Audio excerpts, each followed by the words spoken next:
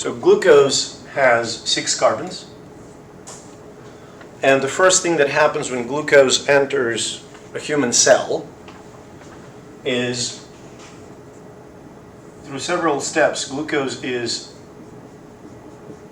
phosphorylated, which breaks it down into 2 3-carbon intermediates called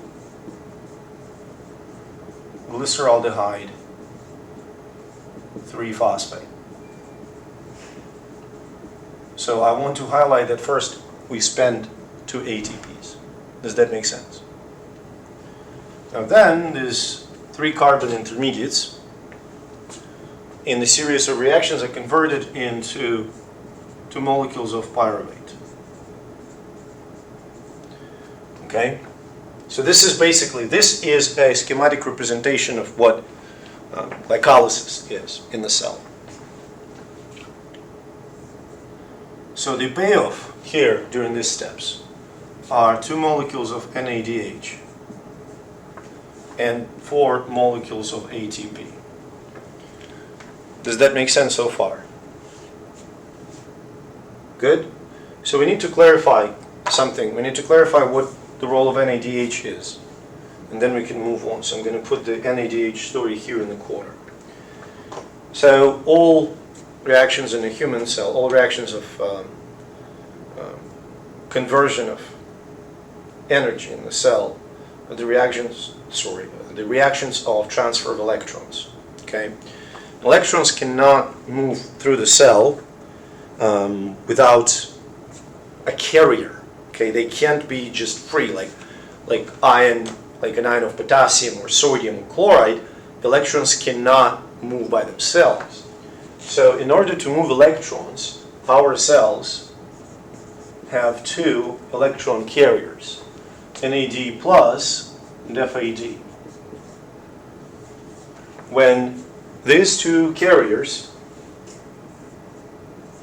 they receive 2 electrons, and to balance the negative charge on the electrons, they also receive 2 positively charged hydrogen ions. They become NADH, and this hydrogen ion kind of hangs out here, or FADH2. Before we move any further, does that make sense? So think of it as a electron taxi. Michaela. So this is empty. Does that make sense? Like a taxi car or Uber. No passengers. When passengers hop on, they become full. They carry those electron passengers around. Does that make sense? And then when needed, those passengers, the electrons, will get out of those molecules. So they start empty with NAD. Or FAD, yeah. And then the passengers come in. So that's Yes. why you add 2 electrons and 2 hydrogens hop on. and then they leave. Huh? And then they leave right there. No, and they stay like full. So basically the function of these molecules is to carry electrons someplace else. Does that make sense? That's all what they do. They carry electrons. Now we're going to be using some terminology related to oxidation and reduction. So in this situation, check this out. When NAD plus or FAD, when they receive electrons, I don't know how to do it better. Okay, let's just do a separate picture. I think it's going to be better. So imagine that you have 2 molecules. Check this out. Molecule A and molecule B. And molecule A loses an electron. Does that make sense? Molecule B gains it. So molecule A loses the electron. It is oxidized. When molecule B gains the electron, it is reduced. Are you with me so far? Now, since there are only 2 molecules in this picture, molecule A is oxidized by molecule B. Are you following? Like there's only two-way relationship. So in this case, B is oxidant that oxidizes molecule A. Now molecule A is a reductant that reduces molecule B. We clear? This is basically just terminology. Now, this is why this terminology is important. Look, when NAD plus or FAT, when they gain the electrons, they are what? They are reduced. Does that make sense to everybody? Are you following? Are you following? Everybody's good? So when they gain the electron, they are reduced. So when they are reduced, this form is called a reduced form. When these two molecules deliver electrons to wherever it's needed, okay?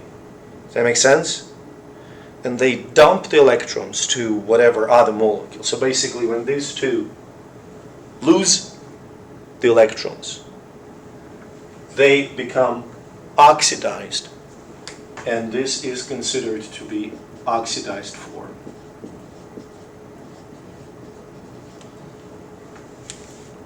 Before we move on, does that make sense? Are you following? Good? Okay. Questions? All right. So now let's go back to our conversation about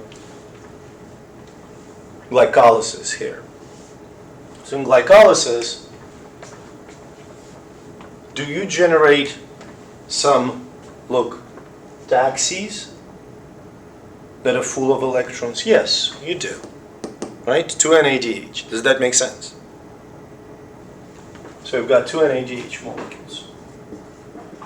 And you also got the net yield of 2 ATPs. Because initially you invested 2. Does that make sense? But you got 4 back. You put 2 in, you got 4 out. The net is 2 ATPs. Does that make sense to everybody? So next step for pyruvate is to enter so-called Krebs cycle. Okay? Before it can get into the Krebs cycle,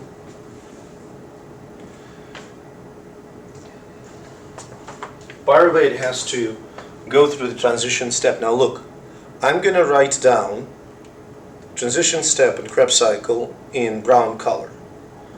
And everything that I write in the brown color will be about one of these 3 pyruvates. Am I clear? So I'm going to take just one. So in order to understand what happens to 2 pyruvates, you just need to run this whole schematic that I'm going to put on the board twice. Are we clear? So pyruvate is converted to 2-carbon intermediate, called acetyl-CoA. So this is pyruvate. This is acetyl-CoA. So you can clearly see, look, that we went from 3 carbons to 2 carbons. Got it? So a carbon leaves this reaction in the form of CO2. So we're losing 1 carbon in the form of CO2. And then electrons that are taken away from that carbon basically added to NAD+, hydrogens as well, resulting in NADH. Does that make sense to everybody? Good? So then, your 2-carbon intermediate here interacts with 4-carbon intermediate in the Krebs cycle, called oxaloacetate. So 2 plus 4 gives you 6. Clear? So total of 6 carbons now form citrate. Now citrate undergoes conversion into isocitrate, which I don't really care about. What's important is that eventually citrate loses a carbon to become alpha ketoglutarate. Okay? That make sense?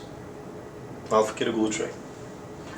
So when it loses carbon, we've got another molecule of CO2 and another molecule of NADH.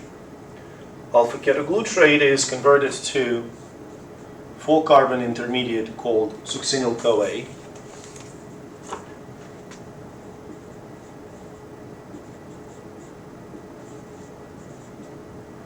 And as the result of that conversion, another CO2 is generated and another molecule of NADH is produced.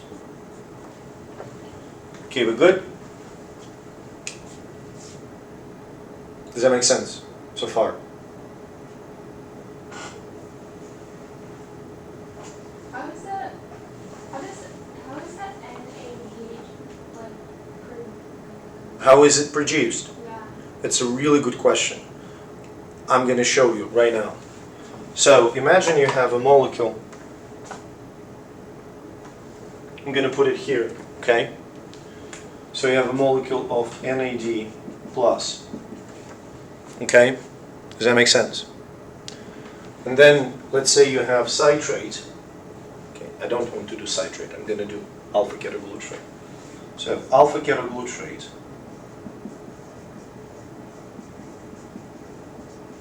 which is converted to C4 succinyl-CoA. Okay? Does that make sense? Now, what happens? How is it converted? I know that so far it looks like I'm writing all the stuff that I wrote here, but I'm going to expand a little bit. So you take out CO2. Does that make sense? In that same reaction, what is stripped away from alpha ketoglutarate are 2 hydrogens. Does that make sense? And 2 electrons. Am I clear? So there's 2 electrons and 2 hydrogens basically jump on NAD+. Does that make sense?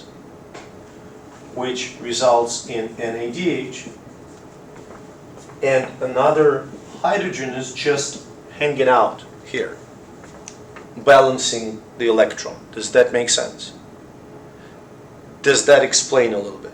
So you asked a really good question, because like you can figure out, oh, okay, we've got 6 carbons, 1 is lost, now it's 5, but where the hell NADH is coming from? I understand the confusion. So I just don't write all those steps here. Does that make sense? Did I answer your question? And then after the succinyl-CoA is generated, what happens next is this. There are several steps that succinyl-CoA goes through. Again, we're not really focusing on those individual steps. What we need to understand is that these steps result in a molecule of ATP, a molecule of FADH2, and a molecule of NADH. Okay, before we move any further, so far, any questions? Okay, so now we're going to do math. It's going to be very easy math. It's going to be just arithmetic, okay? So what we're going to do, we're going to calculate what are the products of transition step and Krebs cycle, okay? So first, let's count all CO2 molecules that you see in the brown. How many CO2 molecules are there?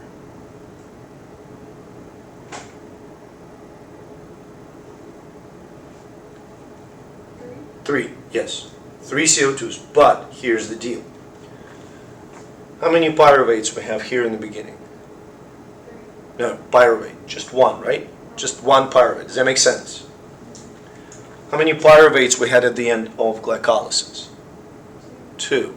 So basically what I'm trying to tell you is that we need to run this Krebs cycle twice. Does that make sense? So if for one pyruvate, as you said, we had produced 3 CO2s, then for 2 pyruvates, how many molecules of CO2 will be generated? 6. Excellent. If for one pyruvate we generated 1 ATP, how many molecules of ATP will be produced per 2 pyruvates, 1 glucose? 2, yes. So all of this is for 1 molecule of glucose. So complete it telling me how many FADH2s and how many NADHs. Wanna know how many NPHs there are? Huh? Wanna know how many NPHs there are? Yeah, and FADH2s as well. So FADH2 is easy. I'm going to put it here. It's 2 because it's only one place. What about NADH? 8. Yes, very good. 8 NADH. Does that make sense? So now we have a lot of electron carriers, right? And we can take those electron carriers to a very last step, which is called electron transport chain. Okay? And believe me, what I'm going to talk about in electron transport chain is going to have pretty serious clinical ramifications. So let's draw it first.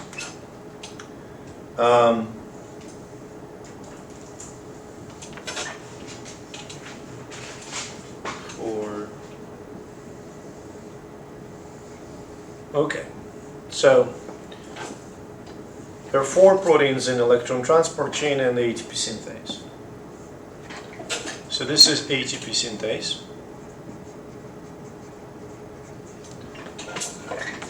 And these are the proteins. Okay, so look what happens.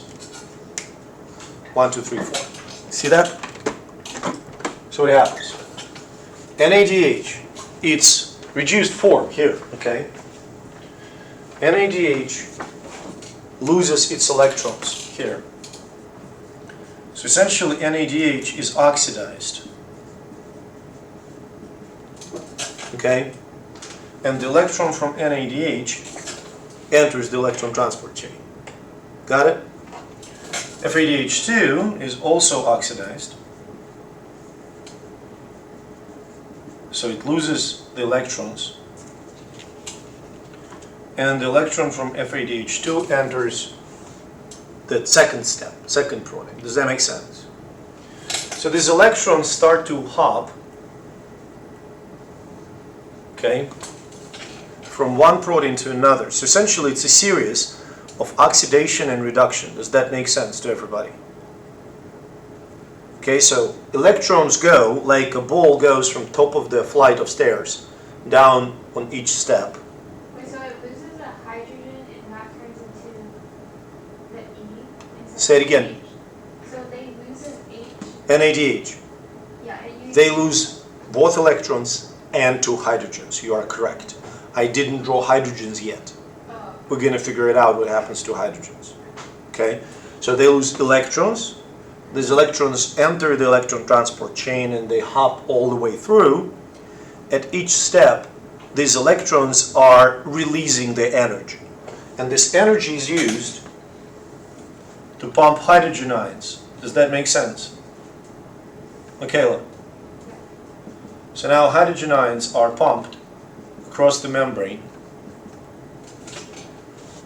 This happens in mitochondria. Does that make sense? So do hydrogens and Electrons. they're together? They kind of together, but they play different roles. So electrons play a role of the ultimate source of energy for pumping hydrogens across the membrane. Does that make sense? So energy of electrons allows us to pump hydrogens across the membrane. Now, to put this in the cellular perspective, look. This happens in the cytoplasm. This and this in the mitochondria. Does that make sense? Mitochondria has double membrane, so this happens on the inner membrane of the mitochondria. Now let me ask you this. When you pump hydrogens across the membrane, what happens to the concentration of hydrogens on this side? It increases, right? And on this side it decreases. Are you following me? And charge becomes more positive here and more negative here. Are we clear? So as the result, you have an electrochemical gradient. Does that make sense? And this electrochemical gradient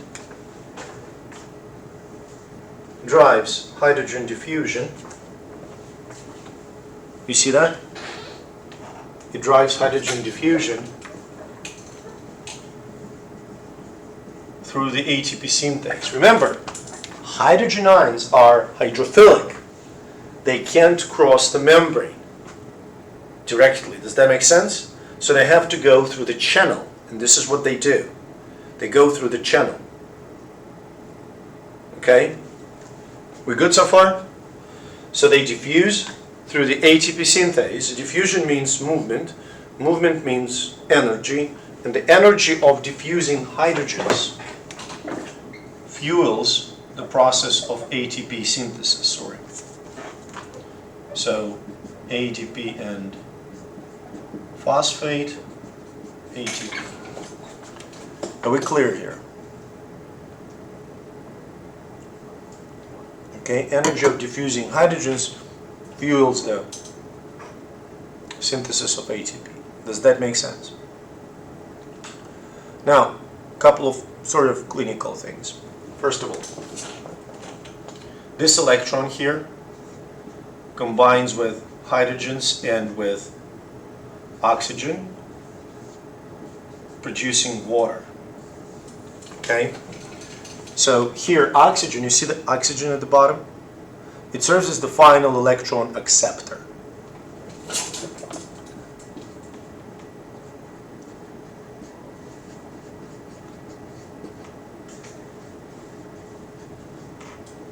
Am I clear?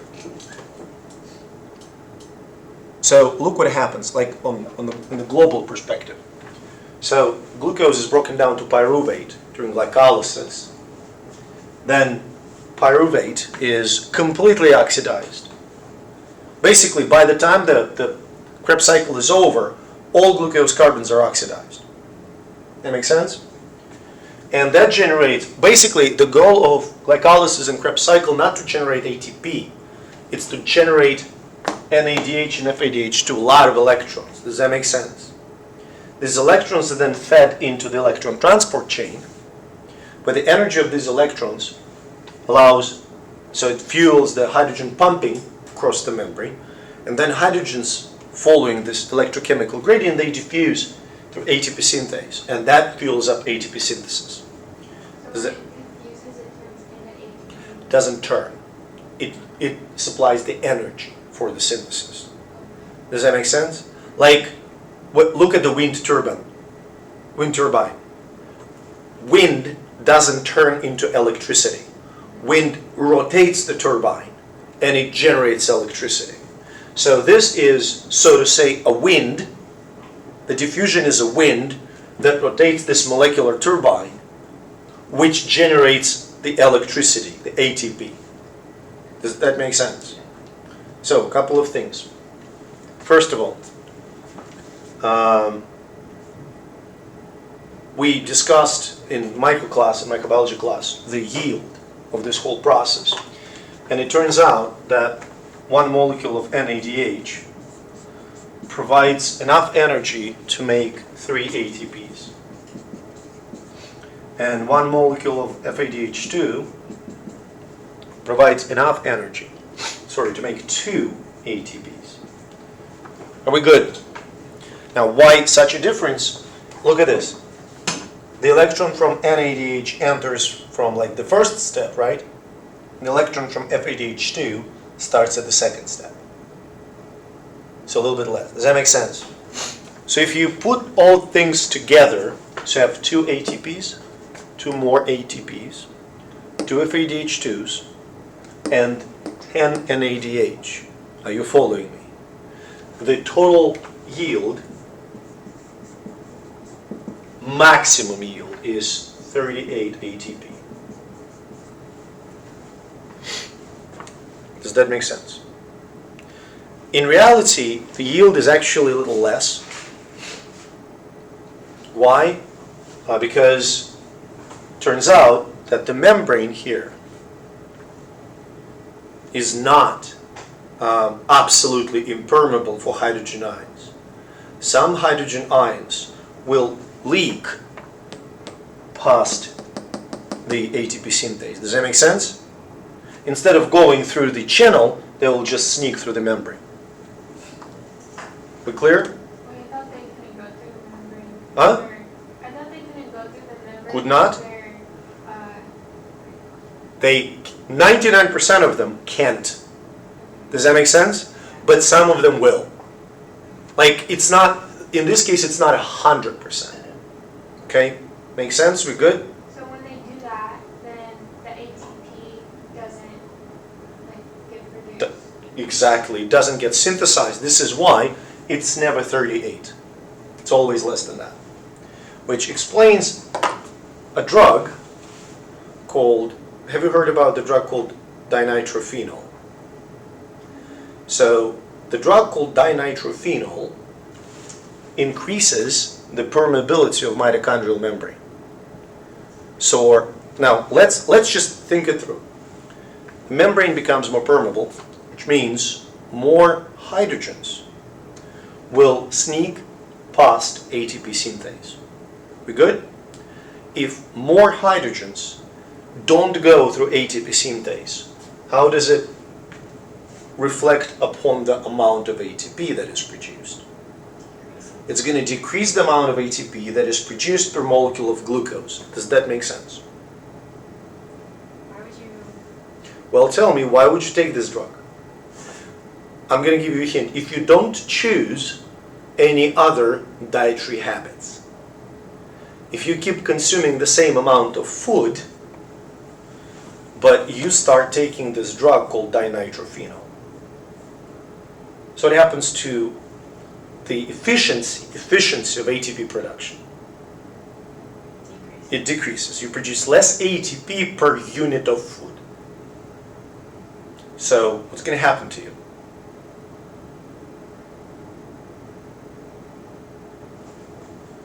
It's a legal drug, don't get me wrong, it's actually a poison, and side effects are absolutely horrific. But some people use it. Athletes. If you do not utilize your food as efficiently as before, what's going to happen to your body?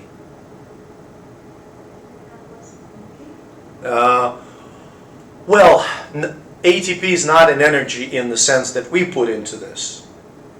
You know, you're an athlete, you're already tired, like all the time because you're exercising. But something physiological is going to happen to you. You would have to store. Opposite. If Oh, you would have to use all of your. exactly, you're going to lose weight. Does that make sense? Does that make sense? So, in order to maintain your lifestyle, since per unit of food you produce less ATP, you will have to burn more units of food. Does that make sense? More fat, more carbs, and this is a weight loss drug. I had a student who actually took it. She was a professional CrossFit athlete. She said it was absolutely awful. You feel like shit. But it works. It is legitimately a poison. Okay? Another interesting clinical application. As far as I remember, cyanide inhibits some of the enzymes in the electron transport chain. Okay? Does that make sense? So ATP synthesis basically stops. Okay, we're good? Well, let me ask you this. It's kind of as far as I remember, what happens, the electron transfer to oxygen is basically inhibited. So oxygen cannot accept electrons, right? Now let me ask you this: what are the symptoms based on this? It's not an easy question. What are the symptoms of cyanide poison? What does the person who is poisoned with the cyanide kind of feels like? If oxygen cannot properly oxidize the glucose, what does it feel like? You're suffocating. Yeah, it feels like suffocation, because when oxygen gets in, it essentially is getting in to do this. Does that make sense? When it doesn't do this, your brain perceives it as, holy crap, I'm suffocating, I need more oxygen. Are you following me? And it's interesting that if you would look at the immediate biopsy, like if you will take tissues from a person who died of cyanide poisoning, they're going to have, tissues are saturated with oxygen. It's useless, but it's there. Does that make sense? So people try to breathe in and still just can't. So that's how oxygen is produced in our body. No, it is what it does in our body. So the whole role of oxygen in our body is to accept electrons and hydrogen ions and to oxidize carbon in the glucose. Does that make sense? That's the whole thing. Does that make sense? And this is really important because when we do aerobic respiration, we basically make sure that all hydrogen, all acid, because this is essentially acid, it forms, water. Now, what if the oxygen delivery to the cells is insufficient and basically there is no oxygen at the end of this line? I mean, I'm not talking about extreme cases like cyanide poisoning. But what if it's lower than it should? Let's say your muscles do not receive enough blood and therefore enough oxygen. In this case, your muscles can switch from respiration to lactic fermentation. So check this out. This is going to look like this. So you've got a pyruvate, right? Does that make sense? And this NADH molecules, they will dump electrons on the pyruvate, making it the final electron acceptor. Okay? So this will be your final electron acceptor in the fermentation, and that will result in the lactate.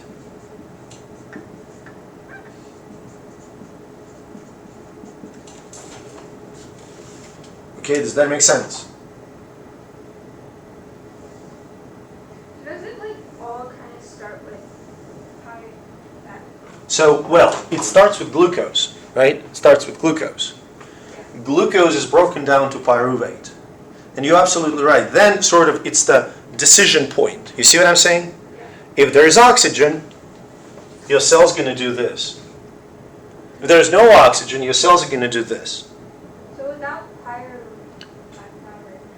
you couldn't have an NADH and ATP up there? Say it again? So if you take away the C3, You can't. C3 is the product of glucose. is that If you take glucose away, technically, you're not generating any ATP or any NADH. Does that make sense? Which actually, you are either athletes or used to be athletes, right?